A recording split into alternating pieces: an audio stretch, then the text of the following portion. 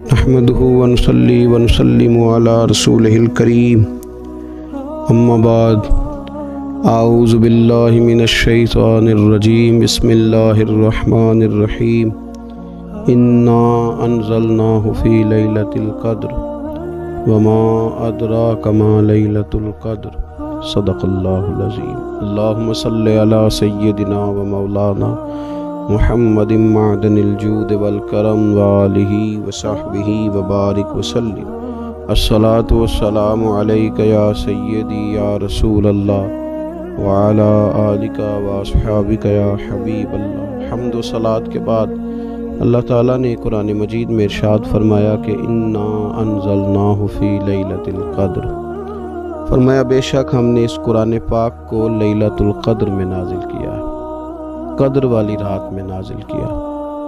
وما ادراک ما لیلۃ القدر، قرآن مجید کے انداز پر غور فرمائیں۔ فرمایا تم کیا جانتے ہو کہ لیلۃ القدر کیا ہے؟ تمہیں کیا خبر ہو کہ لیلۃ القدر کیا ہے؟ اس کی اہمیت دیکھیے۔ میں کہا کرتا ہوں کہ صرف اس ایک فکرے کو دیکھ لیا جائے، وما ادراک ما لیلۃ القدر، اور تم کچھ جانتے ہو کہ لیلۃ القدر کیا ہے؟ تمہیں کیا خبر کہ لیلۃ القدر کیا ہے؟ لیلۃ القدر 1000 مہینے سے بہتر ہے۔ ان آیات کو دیکھیں اور ساتھ نبی پاک صلی اللہ علیہ وسلم کا وہ فرمان دیکھیں جس میں حضور علیہ السلام نے فرمایا تمہارے پاس ایک مہینہ آ رہا ہے رمضان کا، اس میں ایک رات ہے جو 1000 مہینے سے بہتر ہے۔ اور یہ لفظ کتنے جھنجھوڑنے والے ہیں۔ حضور علیہ السلام نے فرمایا جو اس رات محروم رہ گیا وہ ہر نیکی سے محروم رہ گیا، جو اس رات محروم رہا محروم ہی رہ گیا۔ اتنی بڑی بات۔ فرمایا تنزل الملائکۃ والروح، اس دن فرشتے اور روح القدس یعنی جبریل امین اترتے ہیں، فیہا اس رات میں، بِإِذْنِ رَبِّهِمْ مِنْ كُلِّ امر، اپنے رب کے حکم سے ہر خیر کے کام کے لیے۔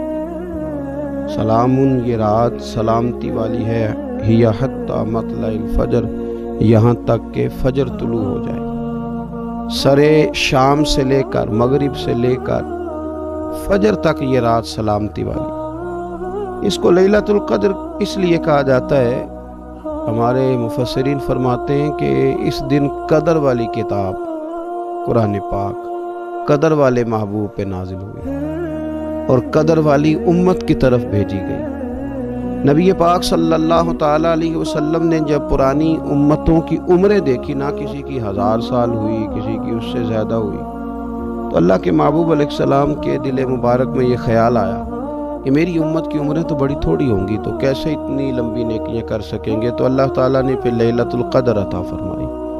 گویا اس ایک رات میں جو آدمی نیکی کرے، 1000 دن نہیں۔ کتنا لوگوں کو شوق ہے کہ کوئی ایسا جیک لگے، یکدم میری ساری چیزیں بڑھ جائیں۔ اس پر بھی تو ذرا غور کریں نا، یہ ایک رات 1000 دن سے نہیں، 1000 مہینے سے افضل ہے۔ 1000 یکدم آپ کی نیکیوں کی عمر 1000 ماہ تک چلی جاتی ہے۔ کتنی بڑی فضیلت کی بات ہے۔ میرے رسول کریم صلی اللہ تعالیٰ علیہ وآلہ وسلم خاص توجہ دلاتے، اس رات کے حوالے سے خاص توجہ دلاتے۔ اور یہ رات کب ہوتی ہے؟ صحیح حدیث میں موجود ہے، نبی پاک صلی اللہ تعالیٰ علیہ وسلم نے فرمایا کہ اسے رمضان کے آخری عشرے میں تلاش کرو۔ گویا یہ جو 5 طاق راتیں ہیں نا، 21ویں، 23ویں، 25ویں، 27ویں، 29ویں، ان طاق راتوں میں اس رات کو تلاش کرو۔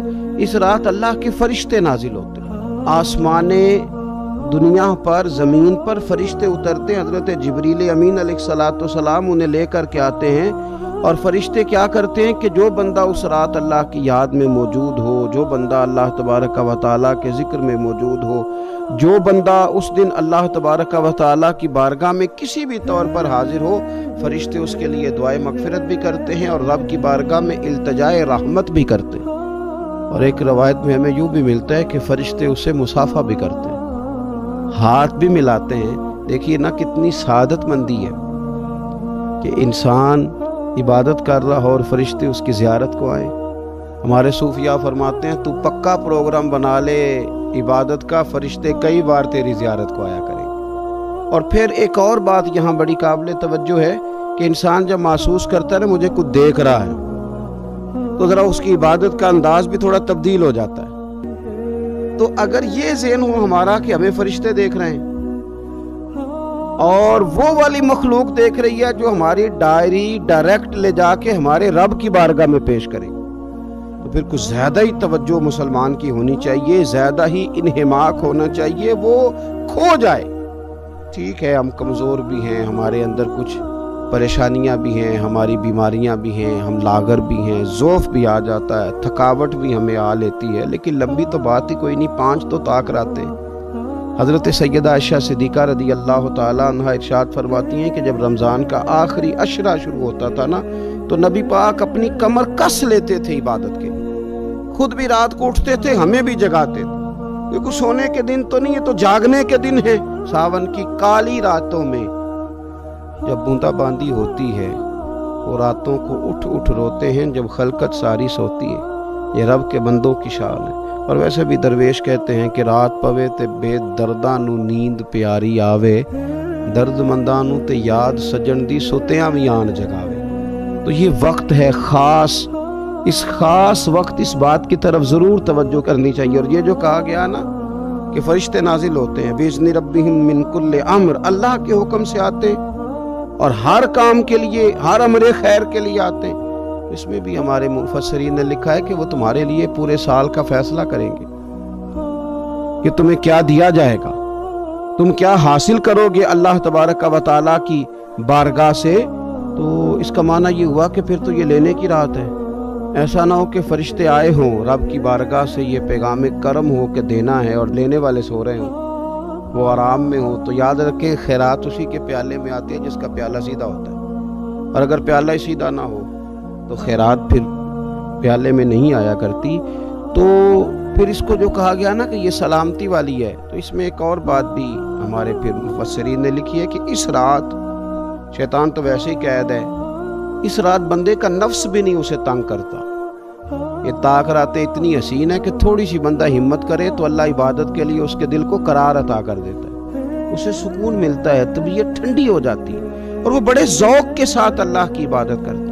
خوب بیداری کا مظاہرہ کریں طاق راتوں میں نے رمضان سے پہلے مشورہ دیا تھا کپڑے وقت پہ خرید لو عید کے، اور وقت پہ سلا لو اور وقت پہ چیزیں لے لو۔ یہ جو خاص دن ہیں عبادت کے یہ لوگوں کے بازاروں میں گزر جاتے ہیں، یہ زیادہ تر وقت ہمارا خریداری میں اور شاپنگ میں اور ایسے مہمل کاموں میں صرف ہو جاتا ہے کہ جن کی وجہ سے یہ خاص چیزیں جو ہمیں میسر آنی تھی ان سے ہم کئی دفعہ رہ جاتے ہیں۔ تو اس رات کرنا کیا ہے؟ زیادہ سے زیادہ کھڑے ہو کے رب کی عبادت کریں، قرآن شریف کی تلاوت کریں، استغفار پڑھیں۔ سیدہ طیبہ طاہرہ حضرت عائشہ صدیقہ رضی اللہ تعالی عنہا نے عرض کی یا رسول اللہ اگر مجھے یہ رات مل جائے تو کیا پڑھوں؟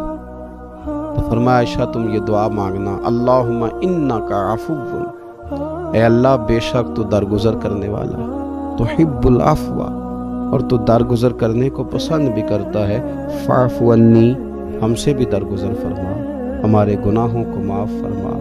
یعنی اس رات اللہ سے درگزر کا سوال کریں۔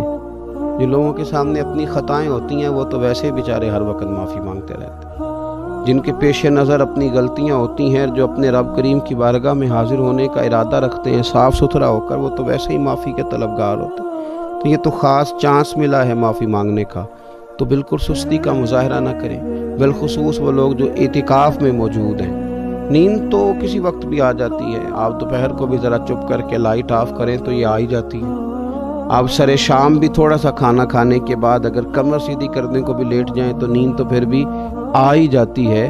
لیکن یہ سنہری قسم کے ایام ہیں، سختی نہیں، پابندی نہیں، فرض نہیں، لیکن اگر شوق کے ساتھ، ذوق کے ساتھ، توجہ کے ساتھ، میں ایک مثال دیا کرتا ہوں کہ یہ ہمارے پاس قیمتی دن ہے رمضان کے، ایک عمل کا ثواب 70 کے برابر ہے۔